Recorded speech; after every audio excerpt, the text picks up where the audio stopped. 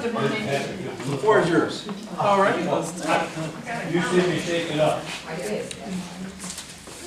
All right, guys. So before I start, two real quick things just about how accordion works, because I play a lot of breweries and a couple different bands, and usually somewhere in the middle when I do a solo show, somebody will go, "How does it work?" So I figured I'd just do that up front for a change rather than at somebody's table, so to speak. Basically, this is a full-size piano accordion. What full-size means is there's 120 buttons in the left hand and a full-range 3-octave keyboard in the right hand. Basically, you have to keep air flowing, so if I don't move what they call the bellows, the center, then I don't get any sound. So you won't get sound until you start with movement. The left hand is what usually kind of baffles people, because the right hand is exactly what you'd expect. It's just like a piano or organ. It's just sideways, and you got to get used to looking down rather than this way. For our left hand, it's called the Stradella bass system. It's named after its inventor, William Stradella. Basically, it's arranged in columns. It is a pattern you have to memorize gradually over time called the circle of fifths. But basically, each column, the first two, starting this way on this side here, are individual bass tones, which, and then your next whole row over is major chords, and then your next whole row over from there, going this way, is minor chords, and then one more row over is what's called seventh chords. So we're going from 3 notes at a time to 4 notes worth in your chord, and then finally diminished chord, or if you're worried, a train. But basically, when once you start to understand the circle of fifths, you start to understand how do these patterns work. It's actually laid out in a logical order, so it's hard to, you won't be able to see it from where you're seated. But the challenge to the left hand when you're first starting out is that you can't see what you're doing, so you have to learn to feel your way around. But there is an order to it, and so circle of fifths allows you to do patterns. So on this one, there's like a cut groove in the middle. That lets me know that I can feel that I'm in the center of all these buttons. And then down here, it's kind of like Braille. There's one with like a little tiny dot that you can feel, and that lets me know I'm towards the bottom of all the buttons. And then up from there, there's another one that has like a little funny dot feeling on it that lets me know that I'm towards the top. That way we don't get lost. And then so that allows you to do patterns with your left hand, like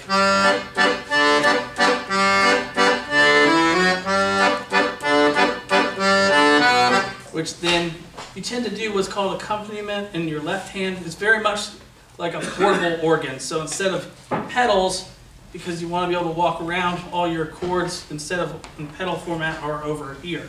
And then you can combine that with your right hand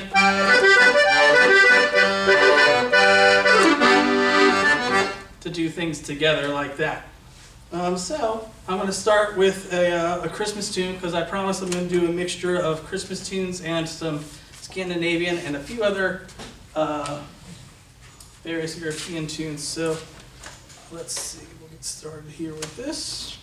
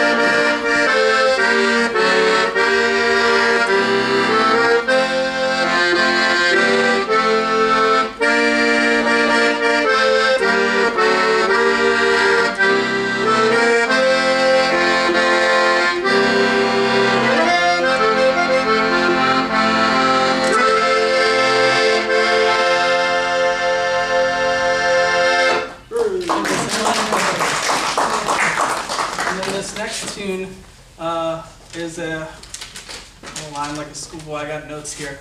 I don't think it's originally by this artist, but I first heard it by a Norwegian singer, Freddie Kristoffersen. Does anybody speak Norwegian here at all? Yes. Okay, I'm going to apologize in advance, miss. I am not a speaker of it. Don't throw tomatoes at me, but the only language I know a little bit of, albeit amateurly, is Finnish. But I believe it's pronounced det polka som bra. Was that anywhere close? She's going to correct me right now. Get the ruler out. Go ahead. Det är polka som Det är polka som är bra. That's the right way to say it. So, this is, and then I'll make sure you get my email or phone number so that if you want, I can link you to the singer I was telling you about. But his name was Freddie Kristoffersen, so I based this rendition off of his.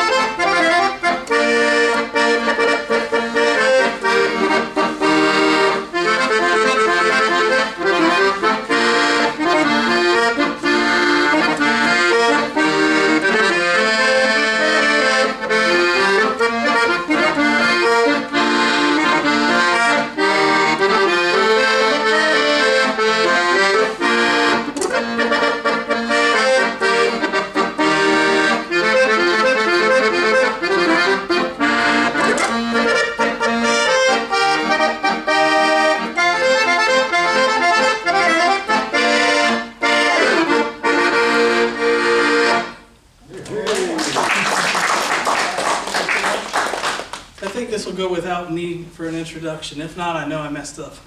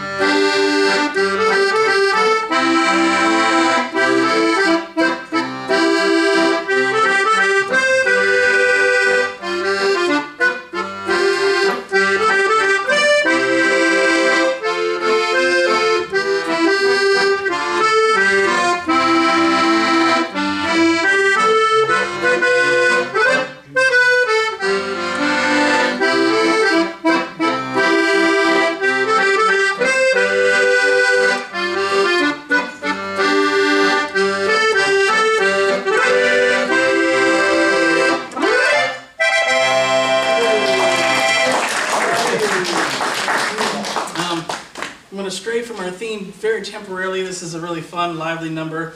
I was just telling a few of your members that I do a ton of stuff for Oktoberfest from September to end of October. It's funny, it actually starts mid-September and then it goes for like 2 weeks. But a lot of people, there's people that are German that know that, and then there's people that want to sell beer that think it just starts on October 1st to the end of the month. So it turns into like a 2-month ordeal. This is a fun, originally a Frankie Yankovic song called In Heaven There's No Beer.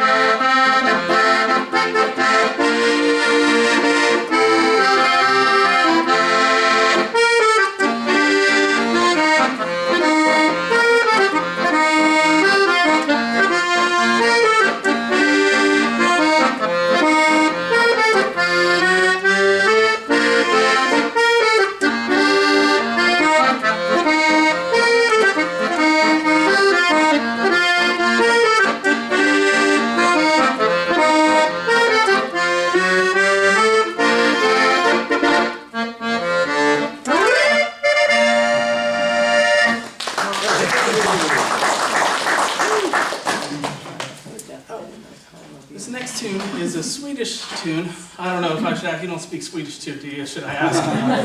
No, okay. I used to know a little bit, long story short, I spent half my lifetime ago, I spent like half a year there, was actually doing pretty good at learning it. Don't remember almost anything. Although I think in the Norwegian anthem, they say I love something, I'm assuming the country, because I thought I heard something about like Elsker Day, right? Is that also I love you in Norwegian? Yeah. Don't worry, I'm not hitting on you. I don't want to. But I do remember a few really random things, and I thought, oh, I know that. So I was like, why is there? I assumed it's just a crossover moment. So that's Swedish good. and Norwegian is pretty close. Yeah, it's the Finnish that It's completely different. it's gibberish. Yep. Yeah. So we have a Swedish tune here. I'm not going to try to pronounce it in Swedish because I've forgotten most of it, but it means loosely, once I sailed on the harbor. And it's a great demonstration of using these. I forgot to go over these earlier. These are called tonal switches. So basically, real quick, if you hit a different one, they give you different tones. We're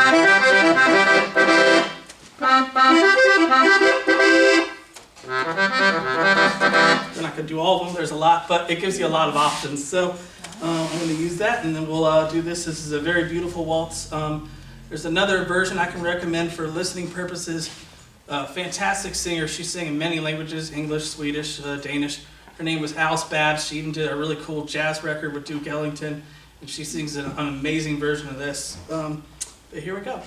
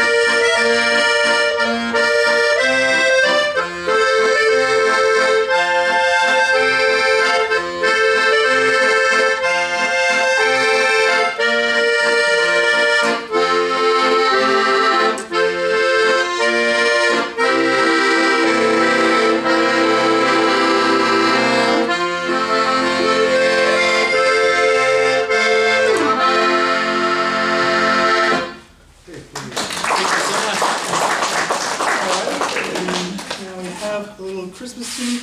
Pretty positive everybody's going to know it, so.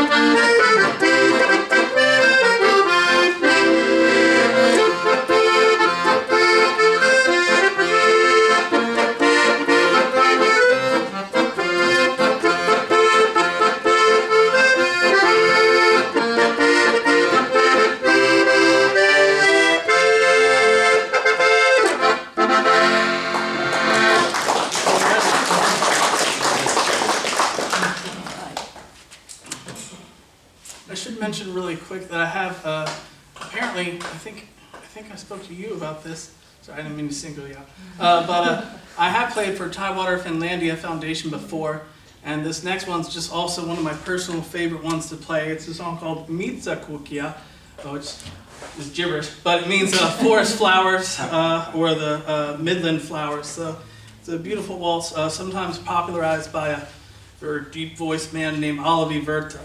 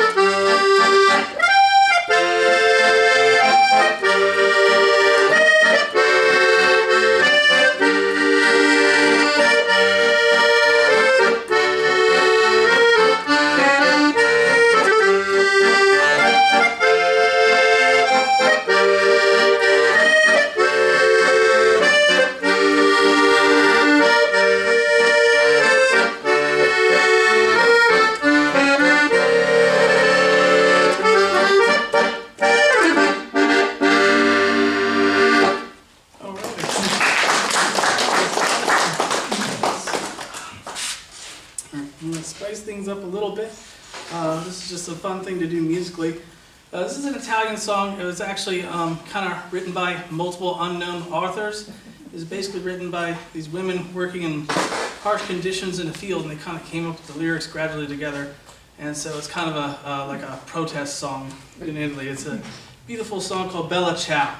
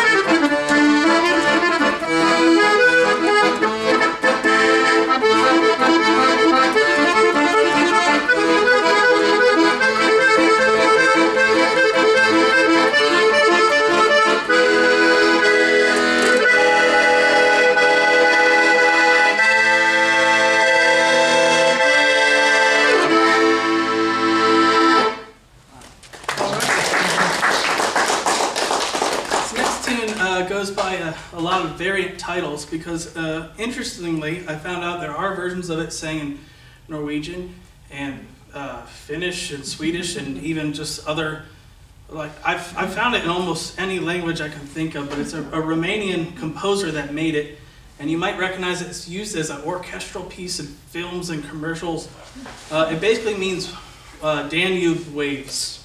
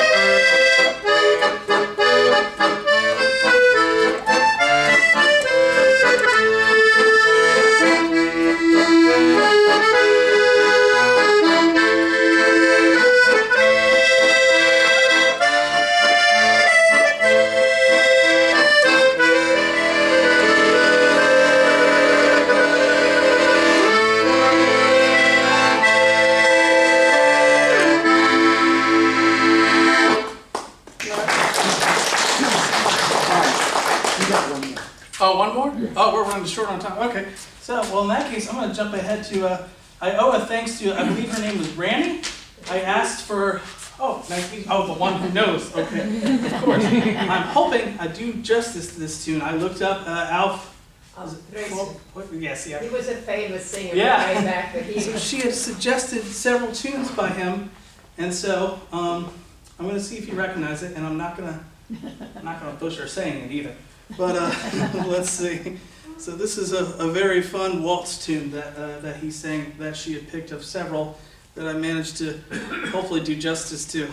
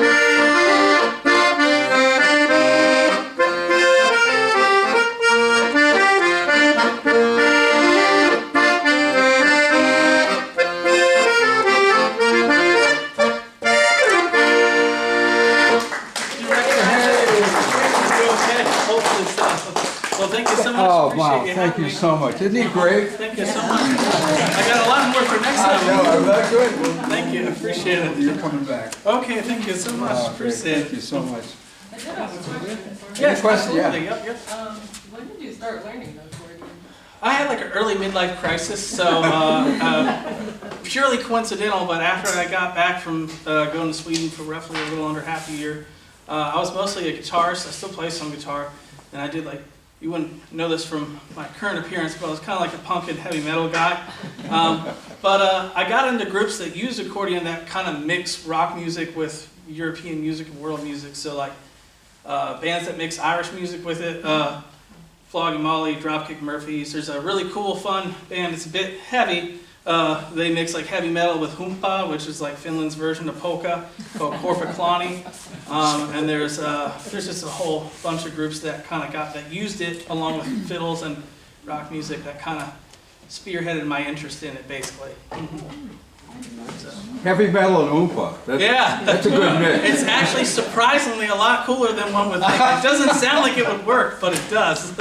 My brother wanted to play polka because they had the best groupies. The polka mamas was the... Yeah, I'm still working on that. Well, thank you, so Miles. much. Thank I you so appreciate much. it. Thank you.